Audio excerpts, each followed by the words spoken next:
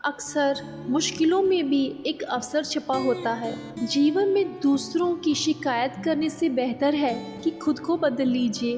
पूरी दुनिया में कारपेट बिछाने से अच्छा है कि आप खुद अपने पैरों में चप्पल पहन लें। आज हम आपके लिए एक बड़ी छोटी सी कहानी लेकर आए हैं जो आपके दिल को छू जाएगी और आपके जीवन में पॉजिटिव थिंकिंग लेकर आएगी। क्योंकि पॉजिटिव थिंकिंग है तो पॉजिटिव लाइफ है। एक मिडिल क्लास फैमिली थी जिनका अपना सपना था कि उनके घर में एक दिन कार आ जाए।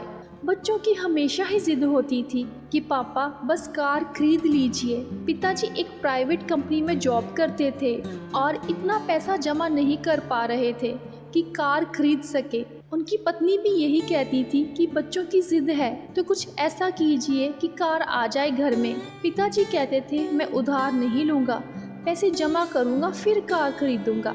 पिताजी ने बच्चों को भी बताया कि कैसे कड़ी मेहनत और ईमानदारी से कुछ भी मिलेगा वह हमारे लिए सच्ची खुशी लाएगा। बच्चों ने भी अपनी जिद को थोड़ा कम कर दिया और पिताजी के साथ मिलकर अपने खर्चों में सेविंग करनी शुरू कर दी। पूरा परिवार इस सपने को सच करने के लिए एकजुट हो गया। बहुत मेहनत और सालों की सेविंग के बाद उन्होंने एक डाउन पेमेंट जितना पैसा इकट्ठा कर लिया और अपने परिवार को सरप्राइज़ दिया, चलो आज फाइनली अपना सपना पूरा करते हैं। वे कार के शोरूम में गए और बच्चों ने जो कलर पसंद किया वही कार खरीद ली। कार खरीदने के बाद पूरा परिवार उस कार में सवार होकर शहर के सबसे बड़े मंदिर में जा रहा था। शाम का समय था। अचानक मौसम का मिजाज बदला, तेज बारिश होने लगी, आंधी चलने लगी। एक चौराहे पर रेड लाइट पर खड़े थे, तभी एक बड़ा सा पेड़ उनके कार पर आकर गिर गया। जोरदार धमाका हुआ और लोग दौड़े बचाने के लिए। फैमिली के चारों मेंबर सुरक्षित थे, लेकिन कार पूरी तरह डैमेज हो चुकी थी। जितने लोग आसपास खड़े थे सब कहने लगे, क्या खराब मुहूर्त में कार खरीदी है।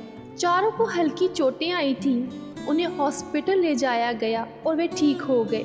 बच्चों को लग रहा था कि पापा अब कार बेच देंगे और वाइफ भी यही सोच रही थी, लेकिन पिताजी ने कहा मैं कार नहीं बेचूंगा, मैं इस कार को ठीक करवाऊंगा।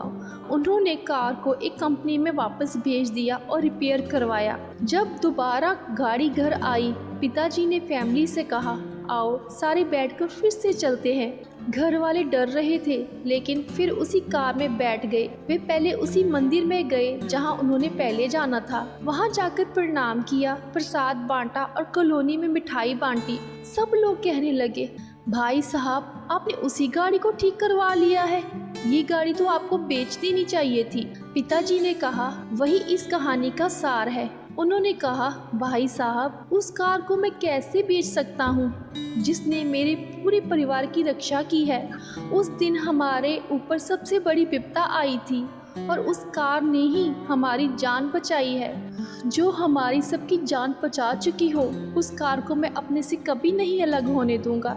इस कहानी से हमें यही सीख मिलती है कि जीवन में सारा खेल नज़रिए का ही है। अगर आप सोचते रहेंगे कि सब मनहूस हो रहा है तो सब खराब ही होता चला जाएगा, और अगर आपने सोचना शुरू किया कि जो हुआ उसमें ऊपर वाले का प्लान है तो सब ठीक ही हो जाएगा। आपको भी ज़िंदगी में आशा और पॉजिटिविटी दिखने लगेगी। यही नहीं, इस अनुभव ने पूरे परिवार को भी यही सिखाया कि विपत्तियों में भी एक अवसर छिपा होता है। उन्होंने अपनी नेगेटिविटी को छोड़कर पॉजिटिव एटीट्यूड अपनाया।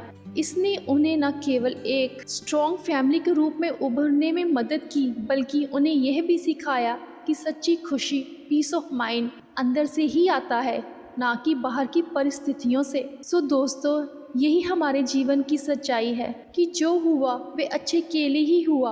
हमें हर परिस्थिति में पॉजिटिव रहना चाहिए और ईश्वर पर विश्वास रखना चाहिए। फिर मिलेंगे दोस्तों अगली वीडियो के साथ। तब तक के लिए अपना ख्याल रखना और हमेशा मुस्कुराते रहना। Good bye.